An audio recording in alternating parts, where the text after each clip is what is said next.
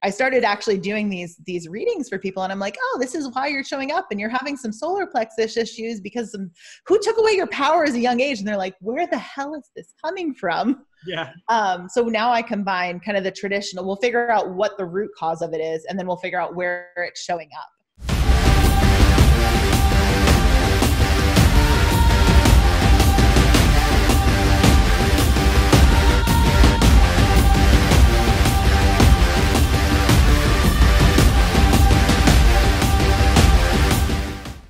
How's it going, everybody? Xander Fryer, best-selling author, CEO and founder of High Impact Coaching, here with the amazing Cassandra Shuck.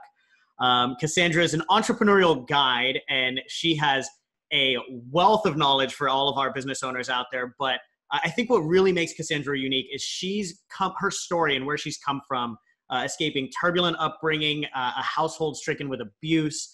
And Cassandra's been able to take all of her trauma and been able to take the self-sabotaging, the doubt, a term I like to use, white knuckling control and perfectionism, and turn that into impact. So I'm super excited to share her story with you and a lot of the wealth of knowledge that you've developed over your years as an entrepreneur, Cassandra. So Cassandra, welcome to the show. Happy to have you. Thank you for having me, and thanks for my intro. Appreciate that. Absolutely, it's always cool absolutely. to see it reflected back. Yeah. Amazing. So Cassandra, obviously our audience being a lot of coaches, some of them just starting off, some of them, well on their path, 6-figure earners, multiple 6-figure earners, even 7-figure earners. One of the things that I've noticed is, it really is kind of like you always mention, it really is something goes on in our past that actually creates this ability and this desire for us to actually go help more people.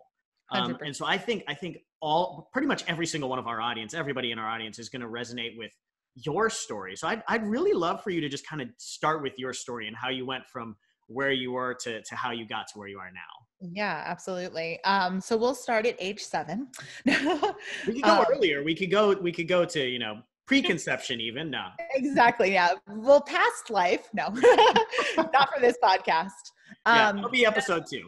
Exactly. The continuation. So no, I grew up in what I call a turbulent household. And that is just my easiest way of saying a really abuse-driven household. A ton of physical, mental, and sexual abuse, a ton of drug use by both parents, which led into kind of a spiral of greater abuse that I received. So a lot of the things were done from my father, which was a whole relationship I had to sort out. And the relationship that I think that was more impactful in what I do now was the relationship with my mother.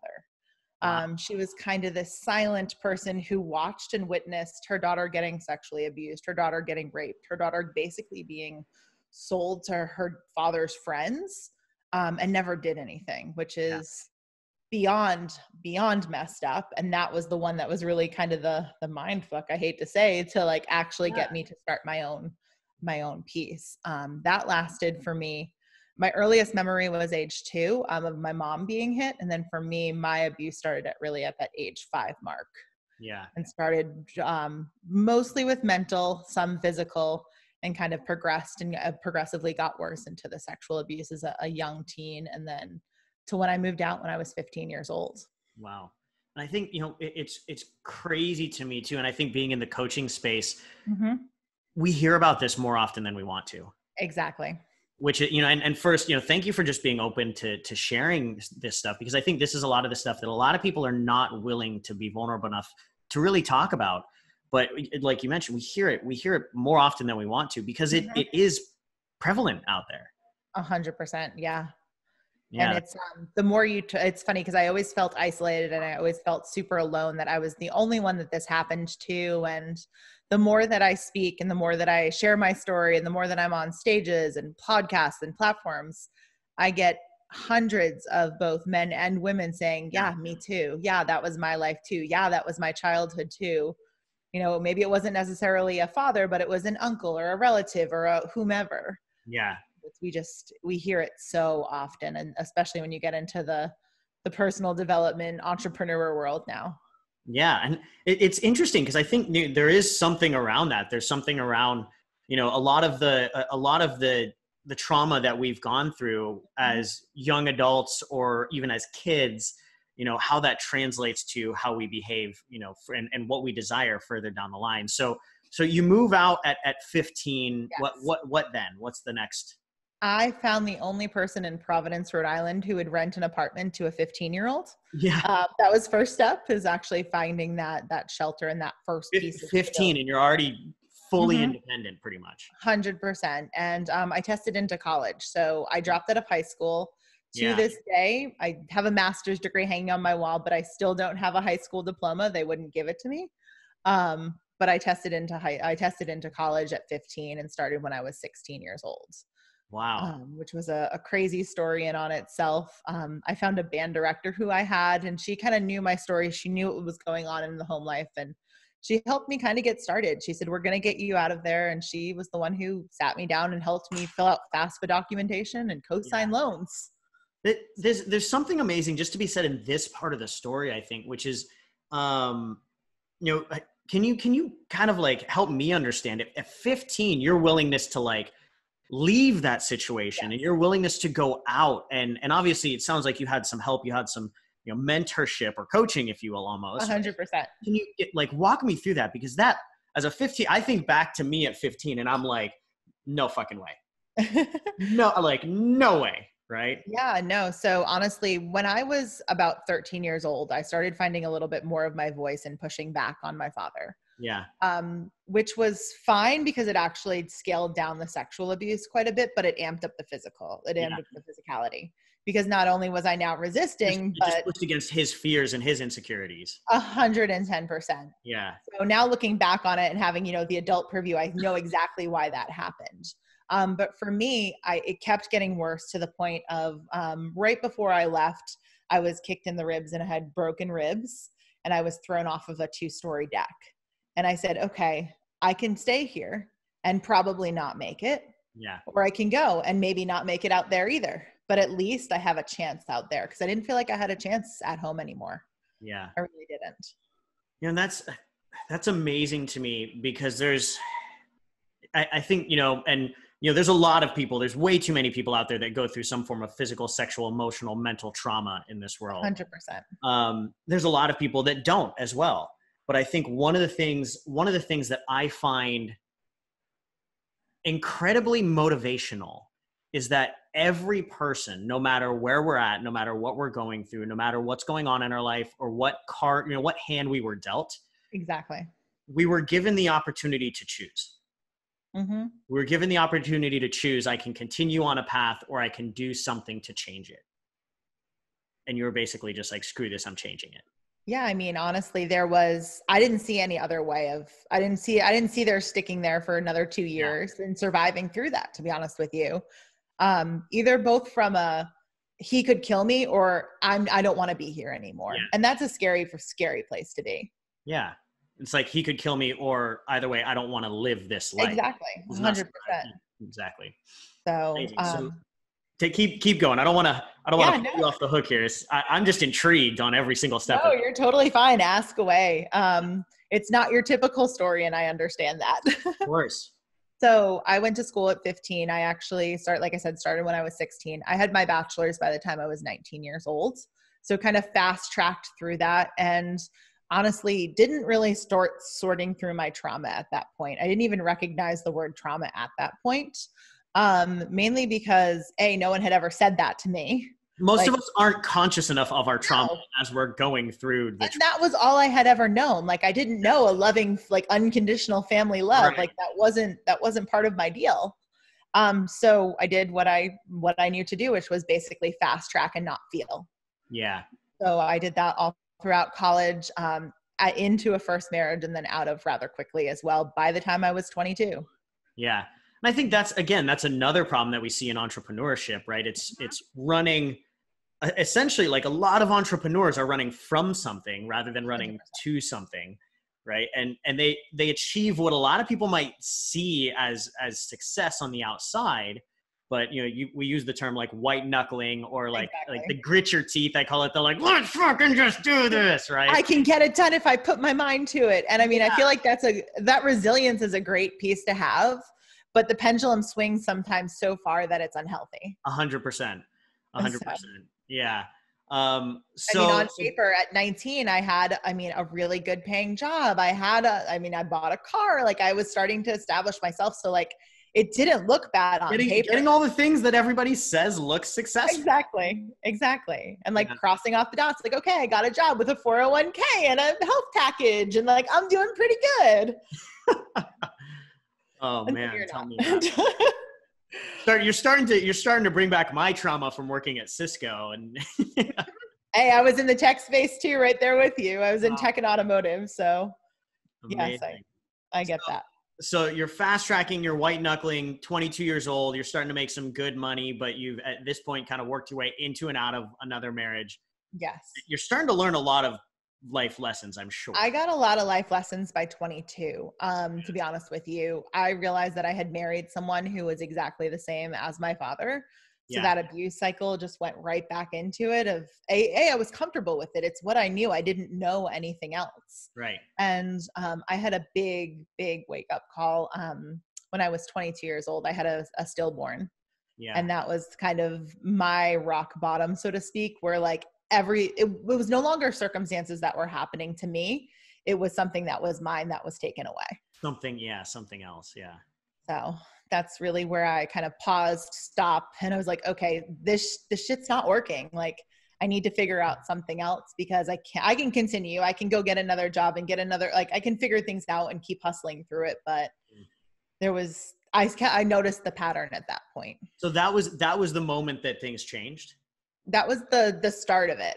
I would love to say like, oh yeah, I got. Yes, I always joke about, like we all have our rock bottom moment. 100%. But some of us have to hit 22 years of life.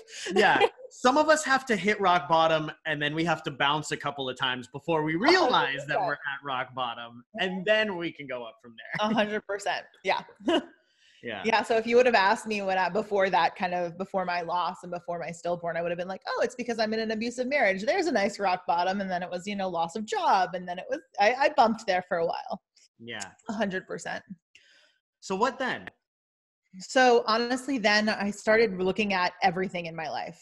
Yeah. The first thing was my marriage, which was crumbling, and he was cheating on me, had someone else pregnant, whole crazy story. But then I looked at like, well, what else isn't working? What else doesn't feel good? Where else? And I started actually doing some really deep personal development work in the yoga space was kind of my intro. Yeah. And I was like, where am I wearing? We call them in masks in yoga and in shamanism, but I'm like, where am I wearing these? Who am I like acting out that like, I don't want to be? Or for me, it was, I would dodge any sort of family conversation with like anyone because I didn't want to relive that past. So I'm like, where am I not even having those authentic conversations? Yeah. And then it was slowly dismantling and slowly unraveling kind of this fortress and barrier that I had built up against myself of what I thought would be success, of what I thought would be comfort, and honestly, what I thought would get my parents like stamp of approval and love finally. Yeah. So that's crazy. Yeah. Super easy. Yeah. So, right? So quick question for you. By the way, when did you start as an entrepreneur? So I started originally when I was 7 years old. Okay. So I had a jewelry company where I had people making jewelry, selling it to me, and then me wholesaling it at 7 years old. Yeah. And that was actually really decent. It was honestly till about I was 10. And then I realized as my abuse was picking up, I was depending on my dad a little bit too much and stopped that. But I always had that entrepreneurial like itch. It was already, there was something there for you. Yeah. Yes. I started my agency when I was 22 years old. So right after the loss. At the end of the loss, at the end of the marriage, that's when you started your agency. Yeah, that's when I started my agency, and that's when I started my work with, I do labor and bereavement doulaing. Yeah. So women who have lost, miscarried, infant lost, stillborn. That's when I started that too, because I was doing all of this alone. Yeah. When you don't have that traditional family system and, your marriage is crumbling, like you do a lot of stuff alone. And I was trying to avoid that at that point as I was like, okay, if I had to do it alone, let me see what I can do to not have others. Yeah. I don't want anybody else to have to go through that. Exactly. Amazing. So 22 years old, you've had pretty much a lifetime, maybe several lifetimes worth of experience at this point. you start your agency. Walk me through the first, the first stages of your agency and really getting it up and running. What were, what was the vision? What were some of the big mistakes you made, and what really helped it get going? Yeah. So the first version of the agency, I actually had a marketing agency for yoga. I was into the yoga space at that point. So I was like, okay, I'll work with yoga studios. It's it's a comfortable thing. The problem is there's not a lot of money in that. Yeah. And you kind of hear all the things now. I laugh because everyone's like, I forget, a couple of years ago, it was like niche down, niche down, niche down. And I'm like, yeah, I've been there. I've done that. It didn't work. So like, we need to talk. There needs to be a little asterisk next to the niche down. Oh, I love that. One of my favorite things, I hope everybody's listening to this. One of my favorite things to tell people is like, niching down is not enough. You can niche down to the wrong. 100%. Like that you can't just niche down. Exactly. So I niched down too far. And this was before that trend was popular. And that's really what I did, was started web design, logo design, graphics for yoga studios, and did some traditional marketing. I had a background, again, of being in the tech space. I was really lucky to go to school in Boston right around the time Facebook was starting. So I had an internship there, did some coding there, worked at Google when Google was a baby. So kind of had a nice tech suite and background. And when I was 22, I decided I wanted to do it for not who I was doing it for, but for myself and who I chose to work with. Yeah. So biggest mistake there was niching down to the wrong niche. What eventually helped you get up and running? Yeah. So it was a couple bumpy first, probably 3 years, that people don't talk about. Yeah.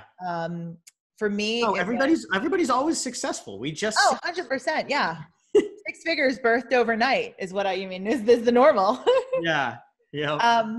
No, so I honestly started finding my footing and finding out who I wanted to work with and what my platform was. Yeah. So it started out as, again, yoga studio owners. Then it moved to health conscious entrepreneurs. And then it eventually moved to female focused entrepreneurs. Yeah. And kind of, I followed my natural rhythm of referrals, and I followed the natural rhythm of what our interests were as a team. So it wasn't just me. It was, obviously I'm hiring contractors and employees. I'm like, what do you guys want to work on? Who do you want to work with? Who do you want to talk about? Like, what is it you want to learn? And that's kind of how we took our expansion project. I love that. Yeah, I love that you made it not about you, but about the community and the team as a whole, right? Mm-hmm. So you can come to a community decision that everybody's tied into. And I mean, that's, I think, the difference also between that solopreneur of like me versus an entrepreneur who sees the bigger picture, wants to build the so-called empire, air quoting all the things. Yeah. But that's where, like, it's not just about me. It's about also what the community needs and what my team wants to do. Yeah, I think that's huge. I mean, one of my mentors once told me, it's something that we always teach our clients is, as a business owner, when you have team, it's your responsibility. It's your responsibility to have your vision encompass everybody else's vision. 100%. Yeah. We're that 30,000 foot level. And yeah, I mean, for us now, that is female owners. So we focus on mainly female focused businesses. Yeah. So today, what are you guys helping people do in terms of helping female business owners?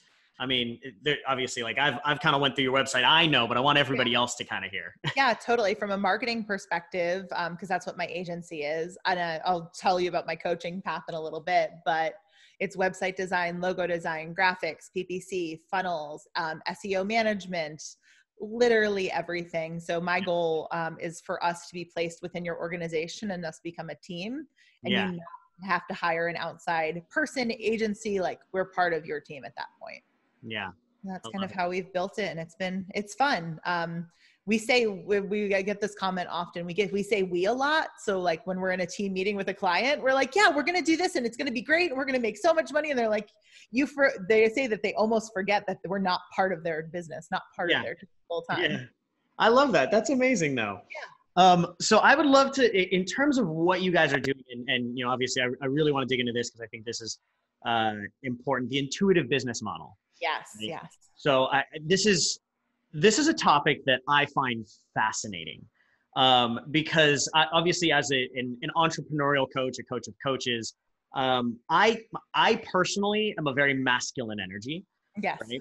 And not overtly masculine. There's like the Gary Vaynerchucks that are just batshit crazy, like hustle, hustle, hustle. I'm definitely not that, but I'm definitely more of a masculine energy. Mm-hmm. And a lot of our clients are, some of them are more masculine, a lot of them are more feminine, right? And when I say feminine and masculine, I'm not necessarily saying men versus women, because we have men that we work with that are more feminine energy. It's just a different type of energy.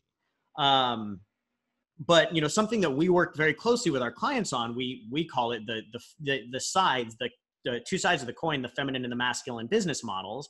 And I think the intuitive business model really lends to this. So I'd love for you to just kind of just throw that out there. Tell me what this is all about, and we can kind of dig into that. Yeah. So I started coaching about 8 years ago. Because my first coaching experience was through my agency for free. Yeah. Because that's what you do. You're like, oh, cool, let's do your website and let's do like a product review and figure out your like cost per hour, just totally not in line of scope of building a website. Yeah. So I started kind of that 7 years ago. And what came out of that was it's called the business chakra method that I developed. And it's based on the energetic centers of the body, and all of them show up for different human beings based on what's coming up in their business and what's coming up in their personal life.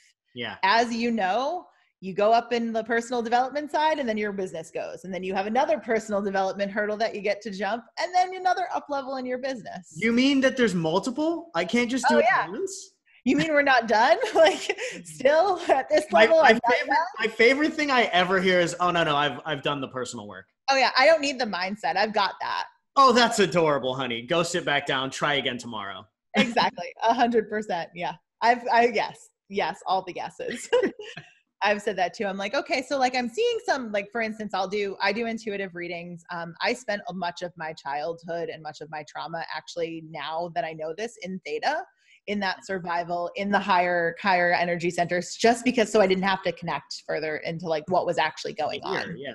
100%. So I started actually doing these readings for people, and I'm like, oh, this is why you're showing up, and you're having some solar plexus issues because who took away your power as a young age? And they're like, where the hell is this coming from? Yeah. So now I combine kind of the traditional, we'll figure out what the root cause of it is, and then we'll figure out where it's showing up. And then we'll actually apply more of the strategic and strategy and pragmatic, so to speak, kind of methodologies on it. Awesome. I love that. Yeah. And I think that's so important because, there's so much out there, right now and in the past, just like we were talking about, you got to white knuckle it, you got to grit your teeth, you just got to go make shit happen. 100%. And one of the things that we've noticed, my wife, Maddie, specializes in helping people with trauma. And specifically, she works with a lot of 7-figure, 8-figure entrepreneurs, helping them overcome past traumas that, we were just talking about, has created this white knuckling process to become successful. But then they get to a certain point and they're not happy. They still have entrepreneurial anxiety and stress and depression and all this stuff because they're still attached to all these traumas and things from their past. And one thing I want to caveat, just because I feel like it's not talked about, is when we say trauma, it's not the big T. There's big T and little T trauma. It's not you were sexually abused, you were physically abused. There's been people who have had parents have had a loss of a business, and that's in their body. It's in what they're actually building for their business. Yeah. There's people who were picked last on the playground for kickball, and that's actually showing up as trauma in their business. So it doesn't have to be these big, huge, catastrophe end of the world scenarios. It can be something as little as that. I think my favorite one that I tell people, because we do a lot of this work with our clients, a trauma that kept coming back to me, and really it's whatever creates a life or death situation for you. And when you're 3 to 8 years old, everything can be a life or death. Exactly. Right? Dropping stuffed animal on floor, life or death. 100%. Mine, a big one that came back for me that severely limited me until we kind of worked through it was, when I was 5 years old, my mom told me to go clean the leaves in the front yard, rake the leaves in the front yard. I'm 5 years old, right? Yeah. Not the best communicator at the time, right? And I think it was the sprinklers had just gone, so the leaves were wet. So I wanted to wait till the leaves were dry to rake them up. Logically makes sense. 100%. As a 5-year-old, how do you communicate it to your mom? No, right? I don't wanna, right? So she goes, go clean the leaves. And I go, I don't know. I don't wanna. And she goes, go clean the leaves right now. And I sprinted away from her and I locked myself in the bathroom and I slammed the door and the door handle broke. And I locked myself in the bathroom as a 5-year-old kid. Now, I look back at this as a 31-year-old and I'm like, oh, that's hilarious. Right. Exactly. But as a 5-year-old, I thought I was going to suffocate. I thought, like, whatever went through my head, I thought I was going to die. So I had a literal life and death moment because I didn't want to rake the leaves and got in a tiny little argument with my mom. Now, I never thought that this could have done anything, but what that programmed me for was it essentially programmed me to never push for my way, even if my way was right. Right. So kind of essentially like took away your voice. Relinquishing my voice, relinquishing my power in any sense. Now, if you want to be an entrepreneur, you can't do that. No. Right. But that's the little trauma that we're talking about here. Exactly. And it's those things that add up. It's death by 1,000 paper cuts. A ton of them. Yeah. So there's so many times where we're like digging through and they're like, I didn't even know I remembered that. And I'm like, yep, that's what happens. But then they see how it connects. Like, for instance, this one girl I'm working with right now, it's her dad's loss of a business that's affecting her business. Yeah. He lost his identity. The family lost their identity and she lost hers. Yeah. So she's worried if she's successful, what's going to happen and how is that going to be taken away from her? She's going to lose that, and eventually it's going to happen to her kids too. Exactly, because she has two young kids. So exactly, she's doing that. She's basically, now we're digging through and doing generational work as to like, how is that showing up not only for your business, but for your life, for your marriage, for your parenting, for every other area. Yeah, everything. It's a spillover effect. Yeah, so. That's very cool. That's very cool. So in terms of like digging through these past traumas and programmings, what would you say are probably like the three biggest things that you see coming up regularly as you've been doing this with a lot of entrepreneurs? Loss of identity is a huge one. Yeah. So it's that identity taken away. And that can either be like physical loss, or that can be loss of voice as well, as a really big one. Anything where someone is taken from you and you're second questioning. Yeah. The next one is that big piece of perfectionism. 100%. No. Yeah, which I know you know. Yeah. As our bookshelves are beautifully poised behind us. Not perfectionist at all. Yep. But no, it's that control and that orchestration of your business that you have to have your hands in everything. And that's a big limiting belief that people have. Yeah. And it's honestly what keeps their business small. You can't grow a multi-7-figure business when you have your hand in every pot at every given moment. Yeah. But I think even before that, you can't even grow a 6-figure business. No. If you want the first product to be perfect, the first product will never be perfect. Right. No, it's funny because I look at some of the old, which I'm sure you do too, like, or the old websites or the old, way you used to coach. Yeah. Like, this is a disaster. Like, this is an abomination. If I had this right now, I would blow it up. Yeah. Or like authors, like your first book, I'm like, ooh, like don't even go to page 72. Like, just don't go there. Yeah.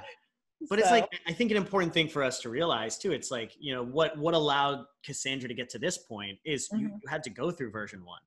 100%. Go through version 1 and version 2 and version 3 and version 4 and keep moving that forward. So you have loss of identity. Yes. You have perfectionism. And perfectionism. And what would you say is number 3? So the third one that's coming up for a lot of people is just not trusting self. Yeah. And I think that I'm seeing that more as an amplification of the current climate because they don't know what's going to go on. Because it's unclear. Yeah. Because 100%, which is justifiable. But they don't trust themselves to actually follow their intuition and follow what guidance is coming through, or that they'll even be successful based on outside circumstances. Yeah. It's really interesting you bring that up because I was having a conversation in a mastermind a couple of weeks ago. And we're talking about how there's 3 different levels of successful people. And it was all dictated by their what's referred to as adaptation energy, if you've heard of that, your ability to handle adaptation in specific situations, right? Exactly. And so there's basically the unsuccessful, which fear change and fear adaptation, in every way, shape, and form, right? Change and adaptation is scary. So whenever things are turbulent like they are in the present economy for the last 3 months or so, right? There's a lot of fear coming up for a lot of people. And majority of these people have been relatively unsuccessful in the past. And unless they change something, will not be successful in the future. Exactly. Then there's the middle level, which is the people that are okay with change. They're somewhat confident. They're you know, we could kind of call them like the middle class. They're going to be okay, but it's still uncomfortable for them. It's not the best. Rocky. Still a little rocky. And then you look at the top tier of people that are wildly successful. Mm-hmm. And what it is they have an adaptation energy that's not only okay with adaptation and change, it actually seeks those types of situations. Exactly. It seeks them as opportunity, not as fearful for loss. And those are the people that end up being the world changers, the thought leaders, the 7, 8, 9-figure business owners. It's the people with the adaptation energy that can not only handle it, but actually seek that. It's so funny when you say that, because we had a conversation in the beginning of COVID with one of the small groups I coached. And she's like, well, what's going to happen? I'm a photographer and it's not going to work because people can't do shoots and it's not close enough. I said, and she's like, aren't you worried owning a marketing agency and everyone pulling back? And I'm like, I also own a cookie company. I have 700 pounds of flour in a shop. I'm like, and I can learn how to bake bread. Like, shit really hits the fan. Like, I'm gonna still be selling bread out my porch. I will make shit happen. I will make it happen. I will be okay. I will survive. Like, everyone's buying stuff at the grocery store and I'm buying like a garden. I'm like, I'm gonna get some seeds just in case. And worst case scenario, I have kale and zucchini and broccoli in the background. Best case scenario, I have kale, zucchini, and broccoli in the background. We're good. We're golden. And it's funny because it puts it into perspective, though, as to like, if you have that confidence and if you have that knowing that you will be good no matter what, you're unshakable. You are literally unstoppable. And that's that resilience that actually births that large business and that can grow and sustain that. So question for you. Do you think the reason you have that is because of what you've been through in the past, or how did you personally develop that? Yeah. So it's 100% because of my past. Yeah. But I'm not special. Everyone has things that they've overcome. Yep. And everyone, like, once you start identifying those badass things that you overcame, and that, like, COVID is not a thing. Like, it's not a huge deal. You're like, okay, it's just another blip when I look back at 5 years ago. Like, same with, like, I mean, some of the big things that have happened too in the business and economy. Like, I lived through 2008. Yeah. Hello. Like, I graduated college around that time. Like, I've witnessed that. This isn't my first rodeo with this shit, guys. I know. I'm like, oh, recession. Okay, cool. We got this. So for me, it was interesting because I have so many different lines of revenue and businesses that I'm like, I wonder which one is actually recession proof. Yeah. But it was more of a curiosity versus a fear. Yeah. And that, I think, is I think that's the way you always have, like, when you have, and this is a taboo word, but I'm going to use it. When you have true faith that you're going through the right direction and the good things are going to happen. One of my favorite quotes from Byron Katie, she always says, you know, everything happens for me, not to me. Right. Exactly. When you have that faith that it's all going to work out in the end, I think maybe I just watched too many Disney movies growing up. I don't know. But when you have that faith, you don't become fearful. Like you just mentioned, you actually become curious. Yes. You're just like, I wonder what's going to happen. Like, this is a fun little roller coaster that I'm going to watch what's going on. Obviously, I'm going to try and help things to go the direction I want them to. Absolutely. You're not just going to sit there and be total witness. Yeah. But I mean, there's only so many things you can pull in, so many levers you can pull in, so many things you can orchestrate. And then up to that, it's not in your control. It really isn't. As much as, you know, we love to make it seem like it is. Yeah. This is amazing. I feel like I could kind of keep talking to you for another hour, but I do want to be conscious of time. So I do have a couple of quick last questions for you. And totally. I think, you know, if we may need to bring you on for a second time when we get some time. Yeah, I mean, we said that the first part. We said, but we'll go past lives next time. Exactly. So for a lot of our coaches and our entrepreneurs out there, what would you say is the number one biggest tip you would give to any starting entrepreneurs? So the number one thing that they should do, and then the number one thing that everybody should avoid doing when they're starting as an entrepreneur. So I'm going to start with the avoiding. I would avoid asking everyone else's opinion. Yeah. That is the biggest thing that I definitely did at first. I was like, how do you think about this? What do you think about this? Do you like it? Do you like this color logo? Do you like this font? And I didn't actually know what I liked. Yeah. So that would be the first thing that I would say 100% avoid. You can have a few trusted, close compadres and friends, but don't blast it out to the whole world and to all of social media. Do you like logo A, B, or C better? Like make it about you and what your business is first. And then what I would do is get really, really clear on your intention and as to, it's going to sound overplayed, but your why. Because if you don't have that deep connection, there's a reason it's overplayed though, right? There 100. I know, but like if you don't, I've been there. If you don't have that deep connection and that deep conviction for your business, why are you doing it? There is no reason.